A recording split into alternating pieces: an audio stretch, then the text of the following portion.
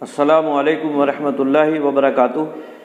ان الحمدللہ والصلاۃ والسلام علی رسول اللہ، اما بعد۔ محترم ناظرین کرام اور عزیز طلبہ، کتاب بلوغ المرام کے درس میں آپ کا خیر مقدم ہے۔ آج کے درس میں ایک نیا باب شروع کریں گے۔ باب ہے باب شروط الصلاۃ، نماز کے شرائط کے تعلق سے یہ باب ہے۔ شروط یہ شرط کی جمع ہے اور یہ شرطن سے ماخوذ ہے۔ شرطن علامت کو کہتے ہیں، یعنی کسی کے لیے کوئی چیز جو علامت کے طور پر ہوتی ہے تو اسے کہتے ہیں شرط، اور اس کی جمع اشراط آتی ہے، اسی سے ماخوذ ہے شرط۔ اور شرط کا اصطلاحی معنی یہ بیان کیا جاتا ہے، یعنی ایسی چیز جو مشروط سے ماہیت کے اعتبار سے خارج ہو لیکن مشروط کے لیے لازم اور ضروری ہو۔ اس طور پر لازم اور ضروری ہو کہ اس کے بغیر مشروط کا وجود ممکن نہ ہو، جس کے نہ ہونے سے کسی چیز کا مشروط کا نہ ہونا لازم آئے، اور ہونے سے ہونا یا نہ ہونا لازم نہ آئے، یعنی ہو بھی سکتا ہے اور نہیں بھی ہو سکتا ہے۔ مان لیجئے نماز کے لیے طہارت شرط ہے، طہارت کے بغیر نماز کا پایا جانا ناممکن ہے، یعنی وجود شرعی وجود طہارت کے بغیر پایا جانا ناممکن ہے، اور اس کے بغیر نماز نہیں پائی جائے گی۔ لیکن اگر طہارت ہو تو یہ ضروری نہیں ہے کہ نماز بھی پائی جائے۔ ممکن ہے کہ آدمی نماز پڑھ رہا ہو طہارت کی صورت میں، اور یہ بھی ممکن ہے کہ وہ نماز میں نہ ہو، حالت نماز میں نہ ہو۔ اب جیسے مان لیجئے کوئی آدمی باوضو ہوتا ہے لیکن وہ نماز نہیں پڑھ رہا ہوتا ہے ممانع کی بنیاد پر، یا اسی طرح سے اسباب کے نہ ہونے کی وجہ سے، سبب جو کسی چیز کے لیے ہوتا ہے اس کے نہ ہونے کی وجہ سے۔ ابھی مان لیجیے ظہر کا وقت نہیں ہے تو اب ظہر کی نماز نہیں پڑھ سکتے ہیں، باوضو ہیں لیکن نماز نہیں پڑھ سکتے۔ تو یہاں مؤلف نے جو نماز کے لیے شرائط ہیں ان چیزوں کا ذکر کیا ہے، اور وہ طہارت ہے، یا اسی طرح سے ستر عورت ہے، یا اسی طرح سے استقبال قبلہ ہے۔ تو یہ اس شرائط نماز میں سے، شروط نماز میں سے یہ تمام چیزیں شمار ہوتی ہیں۔ یاد رہے شرط اور رکن کے درمیان میں تھوڑا سا فرق ہے۔ رکن کے بغیر بھی جو چیز ہے وہ نہیں پائی جائے گی، رکن کے بغیر بھی چیز کا پایا جانا محال اور ناممکن ہے۔ البتہ شرط اور رکن میں فرق یہ ہے کہ رکن اس چیز کا جز اور حصہ ہوتا ہے، اس کا تعلق اسی کی ماہیت سے ہوتا ہے، جبکہ شرط یہ اس چیز سے یعنی مشروط سے زائد چیز ہوتی ہے، یعنی اس کی حقیقت اور اس کی ماہیت نہیں ہوا کرتی ہے۔ جیسے طہارت یہ نماز کے لیے شرط ہے لیکن نماز کا حصہ نہیں، اور نماز کے لیے رکوع یا سجود یہ ساری چیزیں جو ہیں یہ رکن ہیں، اس کی ماہیت ہے۔ اگر رکوع نہیں ہے تب بھی نماز نہیں پائی جائے گی، سجدہ نہیں ہے تب بھی نماز نہیں پائی جائے گی۔ تو رکن اور شرط میں یہ تھوڑا سا فرق ہے، اسے ذہن میں رکھنا چاہیے۔ تو مؤلف رحمہ اللہ نے یہاں باب شروط الصلاۃ باب قائم کیا ہے، اور اس میں جو نماز کے لیے شرائط ہیں ان کا ذکر فرمایا ہے۔ چنانچہ پہلی حدیث بیان کرتے ہوئے کہتے ہیں وعن علی بن طلق رضی اللہ تعالی عنہ قال قال رسول اللہ صلی اللہ علیہ وسلم اذا فصا احدکم فی الصلاۃ فلینصرف ولیتوضا ولیعید الصلاۃ رواہ الخمسۃ وصححہ ابن حبان۔ حضرت علی بن طلق رضی اللہ تعالیٰ عنہ اور علی بن طلق بن منذر بن قیس الحنفی بنو حنیفہ سے ان کا تعلق تھا، صحابی ہیں، اور یہ بھی کہا گیا ہے کہ علی ابن طلق جو ہیں یہ طلق ابن علی کے والد ہیں، اور اس کے تعلق سے یہ بھی کہا گیا ہے کہ یہ دونوں ایک ہی نام ہیں، یعنی طلق ابن علی یا علی ابن طلق، یہ دونوں ایک ہی آدمی کے دو نام ہیں، تو اس کے ان کے نام کے تعلق سے اختلاف ہے۔ یہ بہرحال یہ صحابی ہے اور روایت کرتے ہیں قال رسول اللہ صلی اللہ علیہ وسلم کہ اللہ کے رسول صلی اللہ علیہ وسلم نے ارشاد فرمایا اذا فصا احدکم فی الصلاۃ، کہ جب تم میں سے کوئی آدمی ہوا خارج کرے فی الصلاۃ، نماز میں، فصا یفسو، اور اس کا معنی ہوتا ہے بغیر آواز کے ہوا خارج کرنا، اور اگر آواز کے ساتھ ہو تو ایسی صورت میں اسے ذرات کہا جاتا ہے عربی زبان میں، آئی بات میں۔ تو یہاں اللہ کے نبی صلی اللہ علیہ وسلم نے فرمایا کہ جب تم میں سے کسی کی ہوا خارج ہو، یعنی بغیر آواز کے، اور جب آواز کے ساتھ ہوا خارج ہوگی تو بدرجہ اولا یہی حکم ہوگا جو بغیر آواز کے حکم ہے۔ آپ نے فرمایا کہ جب تم میں سے کسی کی ہوا خارج ہو نماز میں فلینصرف، تو اسے چاہیے کہ وہ پلٹ جائے، فعل امر ہے، انصرفا ینصرف، انصراف سے پلٹنا، یعنی اسے چاہیے کہ وہ پلٹ جائے، یعنی نماز سے ہٹ جائے اور نماز سے وہ پلٹ آئے۔ ولیتوضا، اور چاہیے کہ وہ وضو کرے، ولیعید الصلاۃ، اور چاہیے کہ وہ نماز کا اعادہ کرے، یعنی دوبارہ سے نماز پڑھے۔ رواہ الخمسۃ، اس کو خمسہ نے روایت کیا ہے۔ یاد رہے مؤلف نے یہاں اس حدیث کی نسبت یہ بیان فرمائی ہے کہ اس کو خمسہ نے روایت کیا ہے، یعنی امام احمد نے، ابو داؤد، ترمذی، نسائی، ابن ماجہ نے، لیکن امام ابن ماجہ کی طرف اس کی نسبت ایک طرح سے یہ وہم، اور ابن ماجہ میں یہ روایت موجود نہیں ہے، ترمذی میں ہے اور ابو داؤد میں ہے، اور سنن الکبریٰ میں، نسائی کی جو سنن ہے جو کبریٰ کے نام سے جانی جاتی ہے، اس میں یہ حدیث موجود ہے،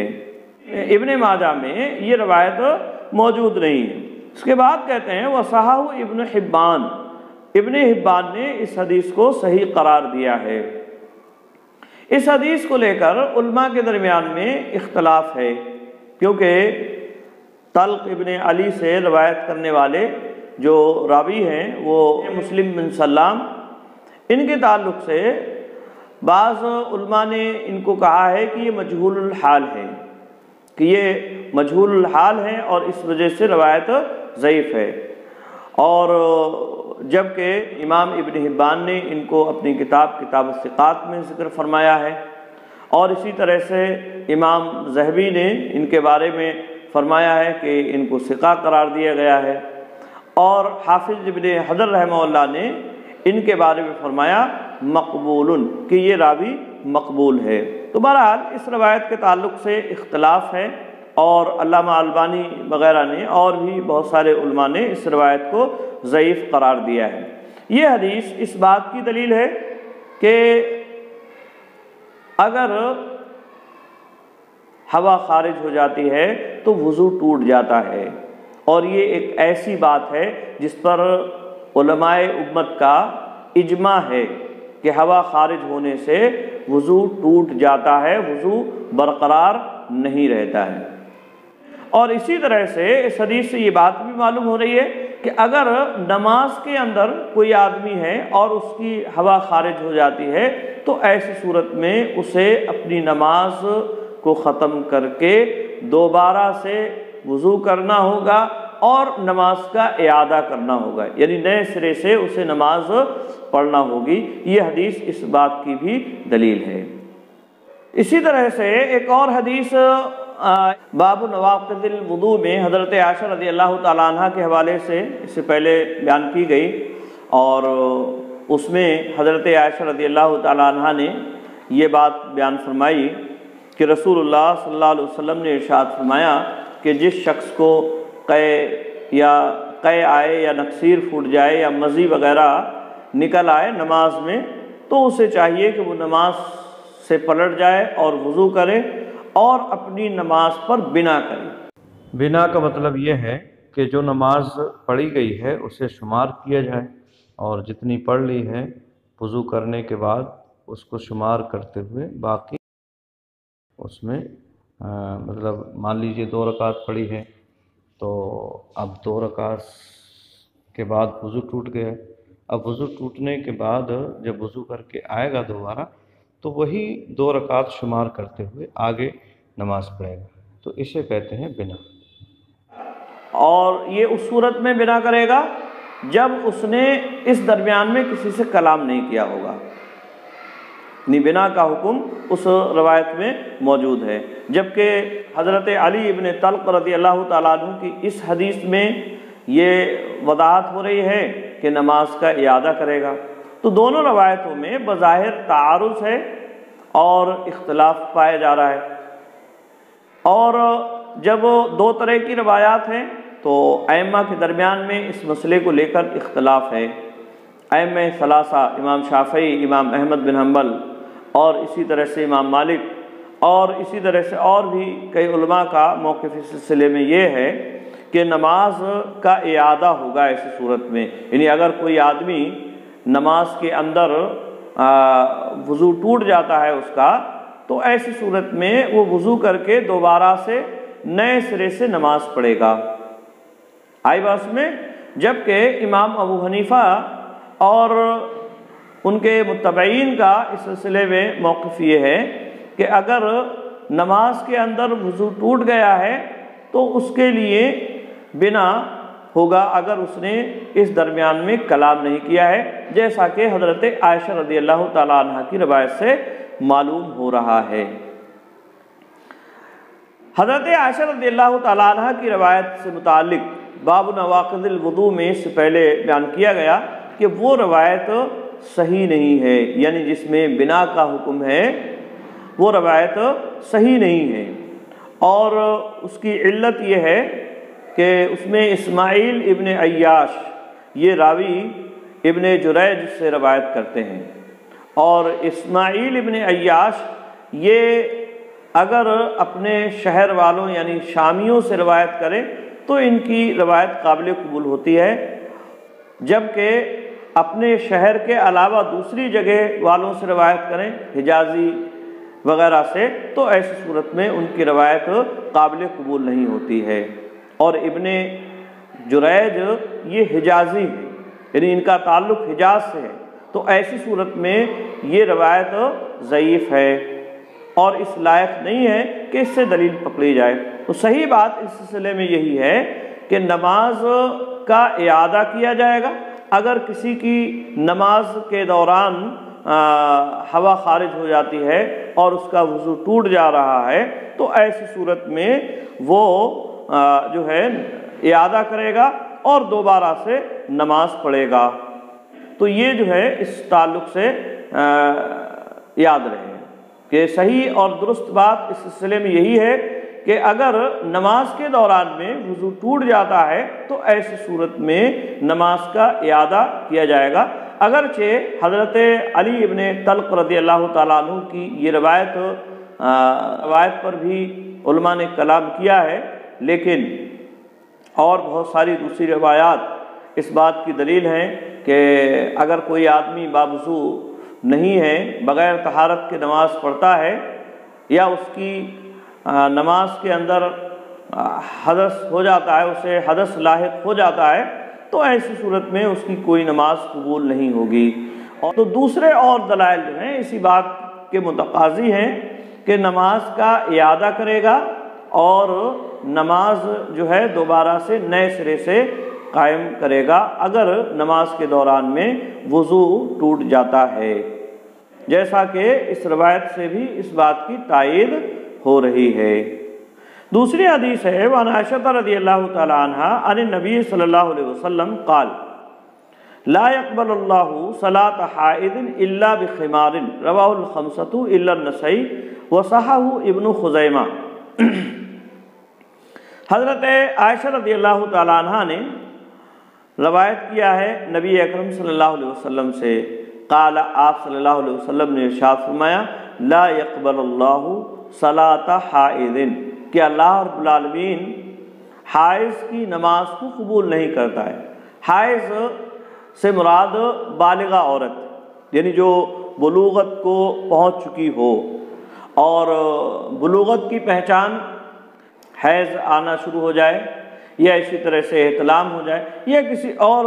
ذریعے سے اگر اسے معلوم ہو جا رہا ہے کہ وہ بالغ ہے، تو ایسی عورت کی نماز بغیر خمار کے اللہ رب العالمین قبول نہیں فرماتا، الا بخمار، بغیر خمار کے، یعنی اللہ رب العالمین بالغہ عورت کی نماز بغیر خمار یعنی بغیر دوپٹے، خمار کہتے ہیں دوپٹے کو،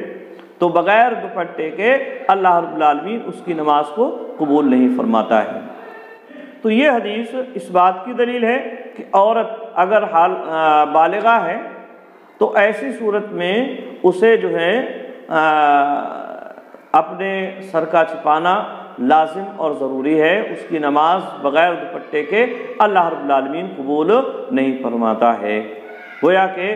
ستر عورت یعنی شرمگاہ کا چھپانا یہ بھی نماز کے شرائط میں سے ہے، یعنی اگر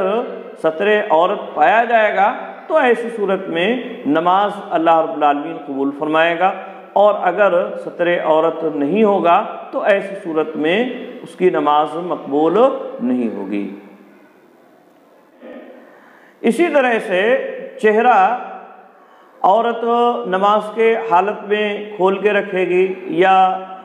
اس کا بھی پردہ کرنا لازم اور ضروری ہے، تو علماء نے اس تعلق سے اس بات کی وضاحت کی ہے کہ اگر اجنبی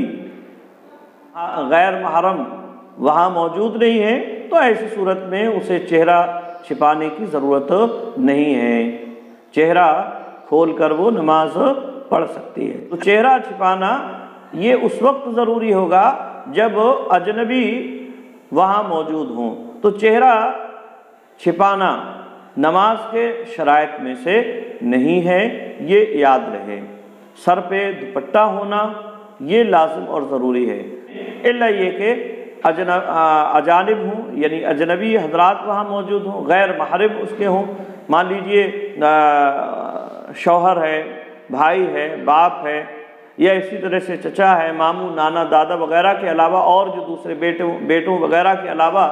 اور جو دوسرے لوگ ہوتے ہیں جن سے پردہ کرنا لازم اور ضروری ہے، وہ حضرات وہاں موجود ہیں، تو ایسی صورت میں اس کا چہرہ چھپانا یہ واجب اور ضروری ہو جاتا ہے، پردہ کرنا یہ لازم اور ضروری ہو جاتا ہے۔ اسی طرح سے ہتھیلی کا چھپانا نماز کے اندر واجب اور ضروری ہے یا نہیں ہے؟ جمہور اہل علم اس بات کے قائل ہیں، جس میں حنفیہ ہیں یا اسی طرح سے مالکیہ، شوافی وغیرہ، جمہور اہل علم کا اس سلسلے میں موقف یہ ہے کہ ہتھیلی وغیرہ کا چھپانا نماز کے اندر یہ ضروری نہیں، یعنی اگر ہتھیلی وغیرہ کھلی ہوئی ہے تو ایسی صورت میں اس کی نماز جائز اور درست ہے، اور ہتھیلی کی جو حد ہے وہ گٹے تک، یعنی گٹے تک یہ ہتھیلی مانی جائے گی، تو گٹے تک اگر ہتھیلی چھپی ہوئی نہیں ہے تو اس کی نماز جائز اور درست ہوگی، اس کا چھپانا نماز کے شرائط میں سے نہیں ہے۔ اور ہتھیلی سے متعلق ایک دوسرا موقف حنابلہ کا ہے، اور وہ یہ کہتے ہیں کہ ہتھیلی کا چھپانا بھی ضروری ہے، لیکن دلائل کے اعتبار سے پہلی بات جمہور کی بات زیادہ صحیح اور درست معلوم ہوتی ہے، کیونکہ اس کے لیے کوئی دلیل ہونا چاہیے، یعنی ہتھیلی کو چھپانے کے لیے کوئی دلیل ہونا چاہیے جو اس کی شرط ہونے پر دلالت کرتی ہو، اور ایسی کوئی دلیل موجود نہیں ہے۔ رہی بات قدموں کی، تو اس کے تعلق سے ابھی آگے حدیث آتی ہے، اس حدیث میں اس بات کی وضاحت موجود ہے۔ تو یہ حدیث اس بات کی دلیل ہے کہ عورت اگر بالغہ ہے اس کا سر پہ دوپٹہ ہونا یہ لازم اور ضروری ہے، بغیر دوپٹے کے اس کی نماز قابل قبول نہیں ہوتی۔ حائض اور حائضہ میں لغت کے اعتبار سے تھوڑا سا فرق کیا گیا ہے۔ حائض یہ مذکر کا صیغہ ہے، لیکن یہ ایک ایسی صفت ہے جو عورتوں کے ساتھ خاص ہے، اور حائض سے مراد وہ عورت ہوتی ہے جو بلوغت کو پہنچ گئی ہو، یعنی اس بات کی مستحق ہو گئی ہے کہ اسے حیض آنا شروع ہو گیا ہے۔ جبکہ حائضہ اس عورت کو کہا جائے گا جو بالفعل یعنی اس وقت وہ حالت حیض میں ہو، حالت حیض میں اگر ہے تو اسے حائضہ کہتے ہیں، اور اگر حالت حیض میں نہیں ہے تو حائض کہا جاتا ہے۔ تو یہ تھوڑا سا فرق ہے۔ اللہ کے نبی صلی اللہ علیہ وسلم نے یہاں حدیث میں جو حائض کا لفظ استعمال فرمایا ہے یہ بالغاہی کے لیے ہے، کیونکہ اگر حالت حیض میں عورت ہو تو اس پر تو نماز ہی نہیں ہوتی ہے، اس کے لیے نماز معاف ہے، وہ نماز نہیں پڑھے گی، کیونکہ اللہ رب العالمین نے اس سے نماز کا حکم اٹھا لیا ہے اگر وہ ایام حیض میں ہے، پیریڈ کے زمانے میں چل رہی ہے۔ مولوی کہتے ہیں رواہ الخمسۃ الا النسائی، اس کو خمسہ نے روایت کیا ہے سوائے نسائی کے، یعنی یہ حدیث امام احمد، ابو داؤد، ترمذی اور ابن ماجہ نے روایت کی ہے۔ وصححہ ابن خزیمہ، اور ابن خزیمہ نے اسے صحیح قرار دیا ہے۔ اسی طرح سے اگلی حدیث ہے وعن جابر رضی اللہ تعالی عنہ ان النبی صلی اللہ علیہ وسلم قال له ان كان الثوب واسعا فالتحف به یعنی فی الصلاة، ولمسلم فخالف بین طرفیہ وان كان ضيقا فاتضر به متفق علیہ، ولہما من حدیث ابی ہریرہ رضی اللہ تعالی عنہ لا يصلي احدكم في الثوب الواحد ليس على عاتقه منه شيء۔ حضرت جابر رضی اللہ تعالیٰ عنہ سے مروی ہے، وہ بیان فرماتے ہیں ان نبی صلی اللہ علیہ وسلم قال له، کہ نبی اکرم صلی اللہ علیہ وسلم نے ان سے فرمایا ان کان الثوب واسعا، کہ اگر کپڑا کشادہ ہے، واسعا یعنی اگر کپڑا کشادہ ہے، فلتحف به تو اسے جو ہے پہن لو، فلتحف به التحفا، اور اس کی تفسیر اللہ کے نبی صلی اللہ علیہ وسلم نے آگے بیان فرمائی، فلتحف به تو اسے اوڑھ لو، یعنی اگر کپڑا کشادہ ہے تو اسے اوڑھ لو، یعنی فی الصلاۃ یعنی نماز میں۔ ولمسلم، اور مسلم کی روایت میں ہے، یعنی اس کی فلتحف به کی تشریح اللہ کے نبی صلی اللہ علیہ وسلم نے بیان فرمائی،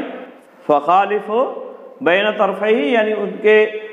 دونوں کناروں کو ایک دوسرے کے مخالف کر لو۔ ایک دوسرے کے مخالف کرنے کا مطلب کیا ہے؟ یعنی جو داہنی طرف کا ہے اسے بائیں کندھے پر ڈال لیا جائے، اور جو بائیں طرف کا کنارہ ہے اسے دائیں کندھے پر ڈال لیا جائے، اور پیچھے سے جو گدی ہے اس کے پیچھے گانٹھ لگا لی جائے۔ تو یہ اس کا معنی ہے۔ وَإِن كَانَ، پھر آگے آپ نے فرمایا وَإِن كَانَ ضَيِّقًا، اور اگر کپڑا تنگ ہے، فَاتَّزِرْ بِهِ تو اسے ازار بنا لو، یعنی اسے جو ہے نیچے بطور تہمت کے باندھ لو۔ متفق علیہ، اس کو امام بخاری امام مسلم نے روایت کیا ہے۔ تو یہ حدیث اس بات کی دلیل ہے کہ اگر کپڑا کشادہ ہے تو ایسی صورت میں کندھے کا چھپانا یہ نماز کے شرائط میں سے ہے، اور اگر کندھے نہیں چھپا رہا ہے تو ایسی صورت میں اس کی نماز صحیح نہیں ہوگی، کیونکہ اللہ کے نبی صلی اللہ علیہ وسلم نے حکم دیا ہے، یعنی کندھوں کے چھپانے کا یہ نبی اکرم صلی اللہ علیہ وسلم نے حکم دیا ہے۔ تو یہ حدیث اس بات کی دلیل ہے۔ وَلَهُمَا مِنْ حدیث ابی ہریرہ رضی اللہ تعالیٰ عنہ، اور اسی طرح سے بخاری اور مسلم ہی میں حضرت ابو ہریرہ رضی اللہ تعالیٰ عنہ کی حدیث میں ہے لا یصلی احدکم فی الثوب الواحد، کہ تم میں سے کوئی آدمی ایک کپڑے میں نماز نہ پڑھے، لیس علی عاتقہ منہ شیء، کہ اس کے کندھے پر منہ اس میں سے یعنی کپڑے میں سے کچھ نہ ہو، شیء کچھ نہ ہو، ٹھیک ہے، یعنی ایسی صورت میں کوئی آدمی ایک کپڑے میں نماز نہ پڑھے جب اس کے کندھے پر کچھ نہ ہو۔ کندھے کا چھپا ہونا لازم اور ضروری ہے، لیکن یہ محمول کیا جائے گا جو اوپر آپ صلی اللہ علیہ وسلم نے فرمایا ان کان الثوب واسعا پر، یعنی اگر کپڑا کشادہ ہے، کپڑا اگر کشادہ ہے تو حکم اس کا یہی ہے کہ اسے جو ہے کندھے پر کپڑا ڈالنا لازم اور ضروری ہے۔ کندھے کا چھپانا گویا کہ نماز کے شرائط میں سے، ہاں البتہ اگر کپڑا تنگ ہے اور اتنا نہیں ہے کہ کندھے چھپائیں تو شرمگاہ بھی چھپ جائے اس کی، تو ایسی صورت میں ازار بنا کے اسے تہمت کے طور پر پہن لیا جائے، اور جو شرمگاہ ہے اسے چھپانا لازم اور ضروری ہوگا اس میں۔ آئی بات میں؟ تو یہ حدیث اس بات کی دلیل ہے۔ اور اگر مان لیجیے کپڑا ہی نہیں ہے، کوئی کپڑا ہی نہیں ہے، تو مجبوری کی حالت میں جس طرح سے چاہے وہ نماز پڑھے گا، جیسے چاہے وہ نماز، البتہ اسے پڑھنا ہے، نماز معاف نہیں ہوگی۔ اگر کپڑا نہیں ہے تو بغیر کپڑے ہی کے اسے نماز قائم کرنا ہوگی۔ یہ عذر کی صورت میں ہے، لیکن اگر عذر نہیں ہے، کپڑا اس کے پاس موجود ہے، تو کندھے کا چھپانا لازم اور ضروری ہے، اور بغیر کندھے کے چھپائے نماز نہیں ہوگی۔ یہ حدیث اس بات کی دلیل ہے۔ اسی طرح سے اگلی حدیث ہے وعن ام سلمۃ رضی اللہ تعالی عنہا انہا سألت النبی صلی اللہ علیہ وسلم اتصلی المرأة فی درع وخمار بغیر ازار قال اذا كان الدرع سابغا يغطي ظهور قدميها اخرجہ ابو داؤد وصححہ الائمۃ وقفہ۔ حضرت ام سلمہ رضی اللہ تعالی عنہا سے روایت ہے، وہ کہتی ہیں کہ انہوں نے نبی اکرم صلی اللہ علیہ وسلم سے سوال کیا، آپ صلی اللہ علیہ وسلم سے پوچھا اتصلی المرأة فی درع وخمار، کیا عورت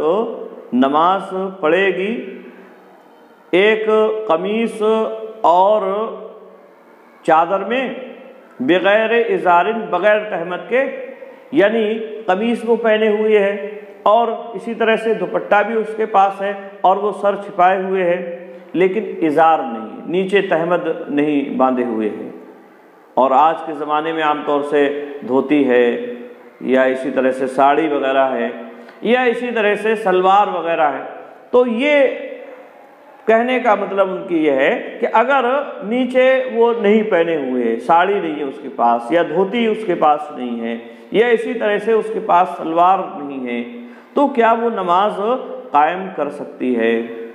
بغیر ازار کے؟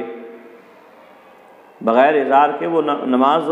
قائم کر سکتی ہے یا نہیں؟ یہ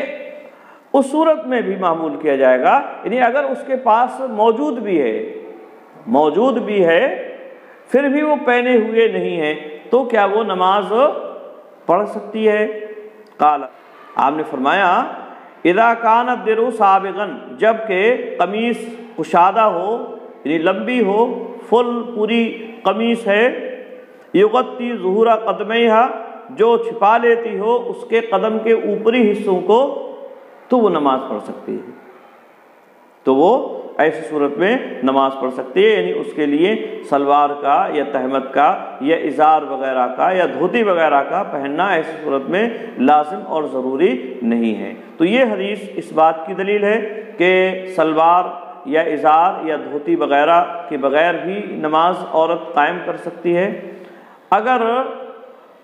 قمیص اس کی اتنی کشادہ ہے کہ وہ